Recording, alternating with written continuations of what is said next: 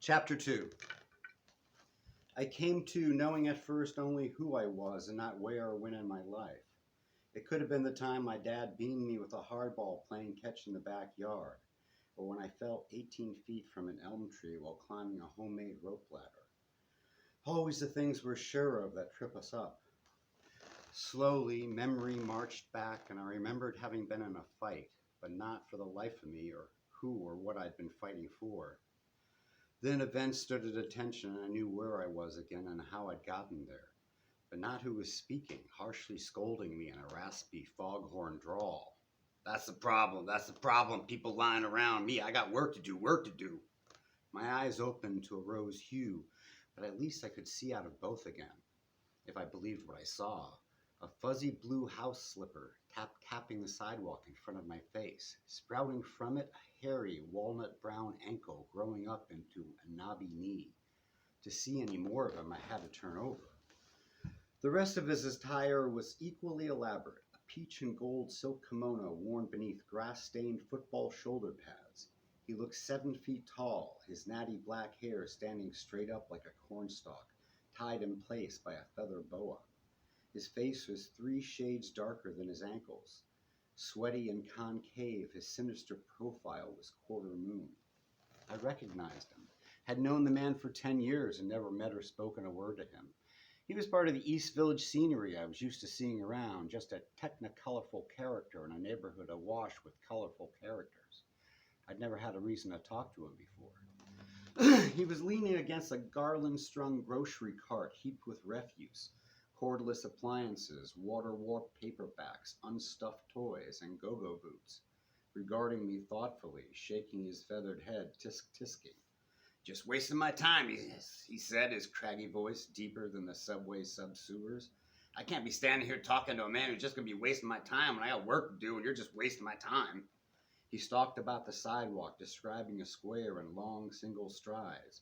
He found my box of Cheerios by the garbage can, examined it, shook it, then put it on his cart. He came back, puzzled and miffed. "You still here?" I pled guilty. "That's no place to be. People always in the wrong place, wrong time." "I hear ya." "Hear me? You better hear me," in a voice and volume impossible not to. "What are you going to do about it?"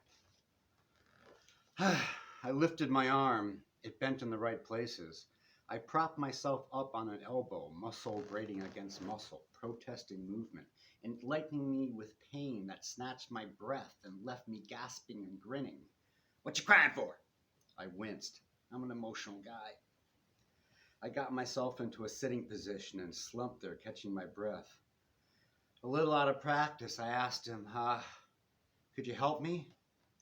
He did a deliberate double take and flopped his hands to his sides. "What do you think I'm standing here for? Didn't I just finish telling you I..." He gave up explaining to me in despair and disgust, tucked his hands under my armpits, and scooped me straight up. For a moment I was weightless, then sagged again. He lowered me down, my feet touching ground, and I hurt.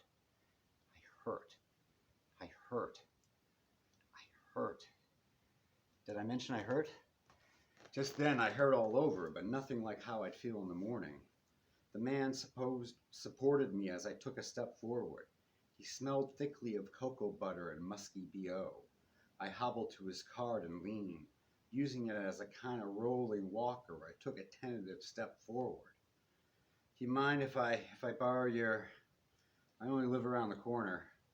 He craned back his neck and for the very first time looked at me, my face bloodied, my suit torn, with outright suspicion. He let go of my arm. "You don't live around here," he accused. "I know all the people who live around here. You don't live around here. What are you, an uptown, out-of-town, Wall Street type lawyer out cruising for some ass?" "No, really, He shook his head. No, I know the neighborhood. Look, I'll show you where I live." He mulled it over and kept mulling it over as we inched our way toward 2nd Avenue. Turning the corner, we met 5 late-night revelers, 3 men and 2 women, all dressed funereal, falling over each other, laughing and screaming and laughing.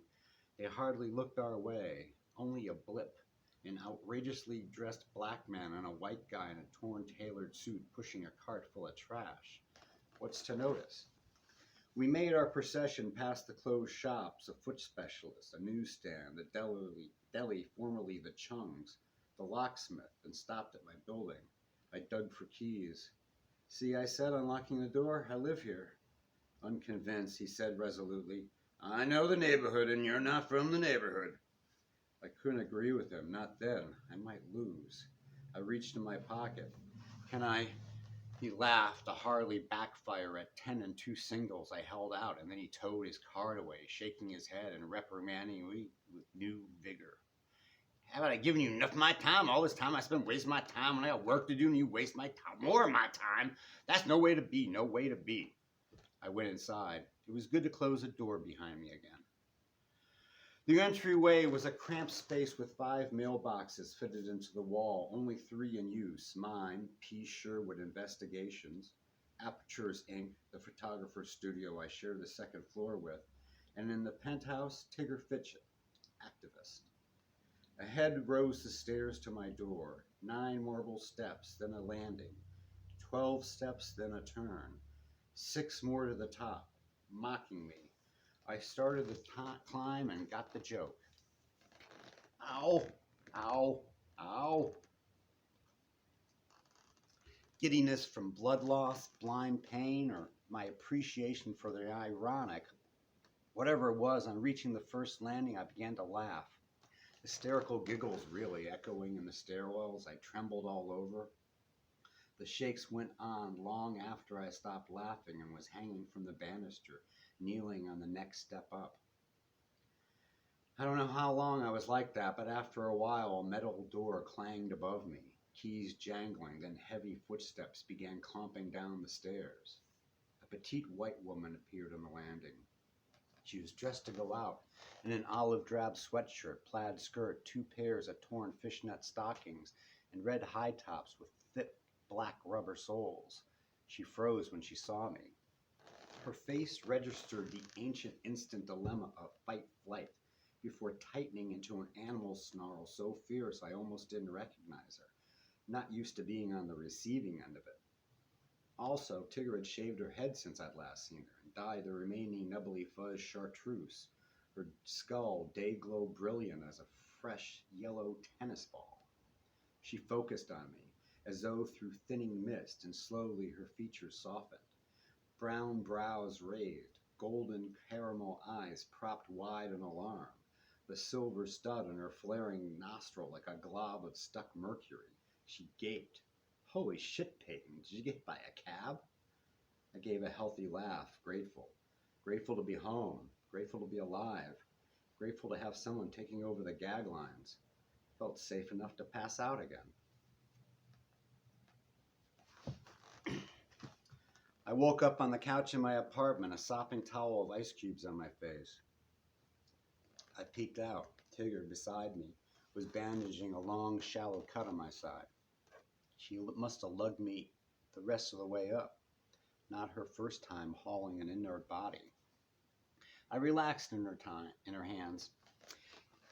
In the time I'd known her, Tigger had survived more than her share of police actions, squatter evictions, riots, and other last stands ending either in tear gas or the flail of black batons. She knew all about treating the walking wounded. I jolted as she splashed on alcohol. Her bedside manner could stand improvement. So you're back, she said. I sucked in through my teeth. Do you mean in the city or amongst the living?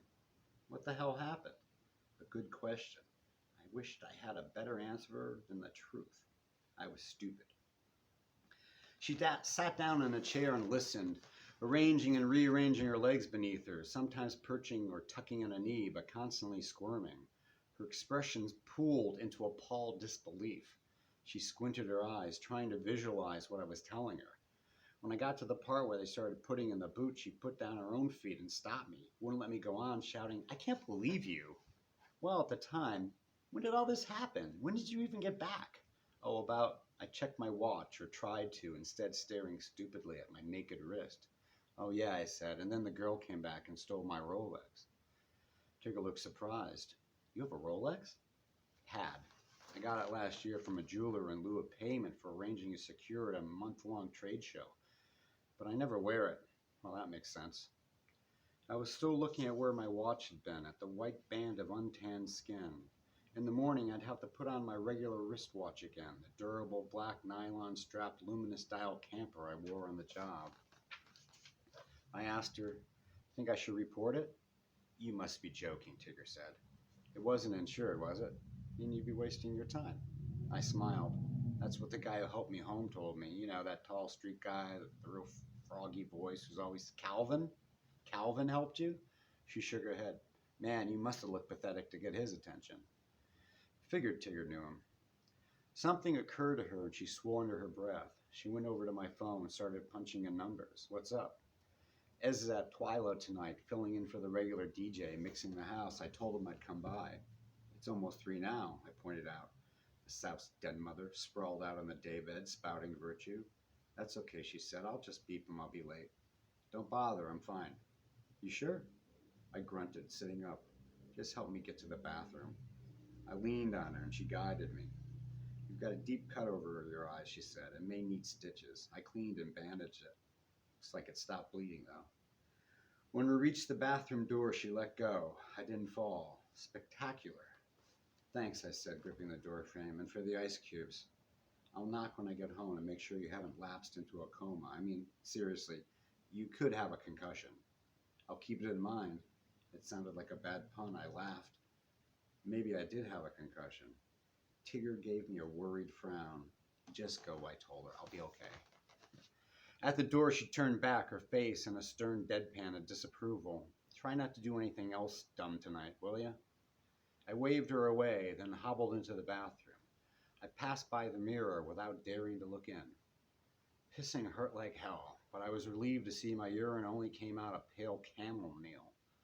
I needed to eat more vegetables, sure, but at least I wasn't bleeding internally. I flushed and went over to the mirror. At the best of times, I've seen only a stranger looking back at me. Sometimes a someone I wouldn't mind getting to know, other times someone I wouldn't have made eye contact with under any other circumstances. But the face I sought recognition in at that moment only invited pity.